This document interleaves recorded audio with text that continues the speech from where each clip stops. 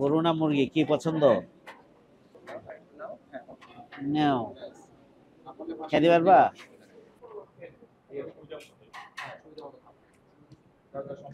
ATM Azharul Islam ভাইকে অন্যায়ভাবে মিথ্যা মামলা দিয়ে, ট্রাইব্যুনালে মিথ্যা সাক্ষ্য দিয়ে, রাষ্ট্রীয় ষড়যন্ত্রের অংশ হিসাবে তাকে 15 বছর কারাবরণ করতে হয়েছিল। বছরের পর বছর তিনি ফাঁসির রায় নিয়ে কারাগারে মানবেতর জীবনযাপন করেছেন। আমাদের সেই সদ্য জীবন্ত শহীদ আল্লাহর একান্ত মেহেরবানিতে, আল্লাহর রহমতে, আল্লাহর সিদ্ধান্তে আল্লাহ রাব্বুল আলামিন তাঁকে আমাদের মাঝে স্বাভাবিক জীবনে ফিরে আসার যে তৌফিক দান করেছেন, ফিরে আসার যে ব্যবস্থা করে দিয়েছেন, সে আল্লাহর প্রতি কৃতজ্ঞতা, সে আল্লাহর প্রতি শুকরিয়ার অংশ হিসাবেই মূলত আমিরি জামাতের নির্দেশনার আলোকে আমরা দোয়ার আয়োজন করছি। আমরা নফল নামাজ এবং রোজার আয়োজন করেছি।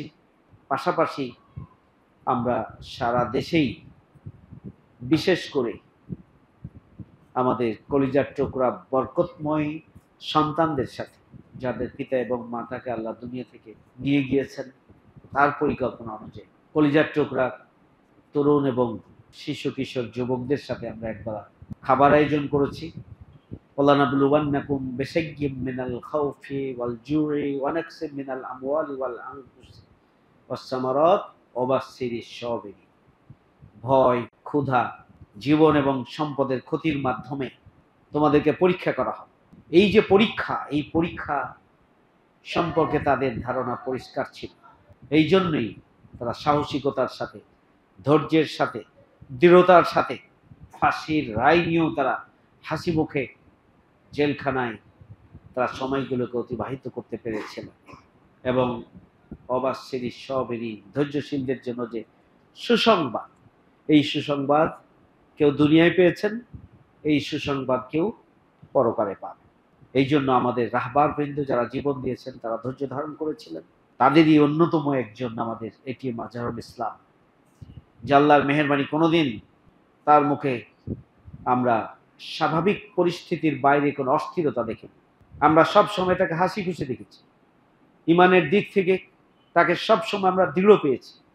আল্লাহ তাআলা যে ওই মৃত্যুর দুয়ার থেকে ফিরিয়ে নিয়ে আসতে পারেন, তার প্রমাণ এটাই। আমাদের এটিএম আজহারুল ইসলাম ভাই সেই শুকরিয়া স্বরূপই তোমাদের সাথে আজকে আমাদের মহানগরীর আমিরে জামাতের নির্দেশেই আজকে তোমাদের মধ্যে খাদ্য বিতরণ করবে। তোমরা দোয়া করবা সমস্ত আন্দোলনের জন্য, আন্দোলনের নেতৃত্বে এখন যারা আছে তাদের জন্য, যিনি মুক্ত জীবন লাভ করলেন তার জন্য, যাতে সঠিকভাবে আমরা এই দায়িল্লাহর কাজটুকু করতে পারি, দিনের খেদমতটুকু করতে পারি। দুনিয়ার বিচারে আমাদের মজলুম জননেতা এটিএম আজহারুল ইসলামকে ফাঁসির রায় দিয়েছিল।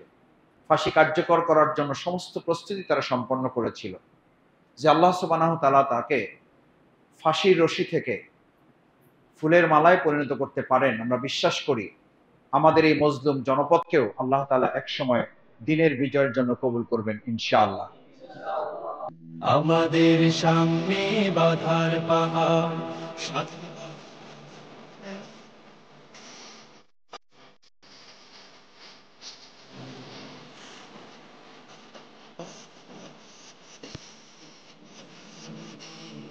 আমাদের সামনে বাধার পাহাড়, সাথে বহে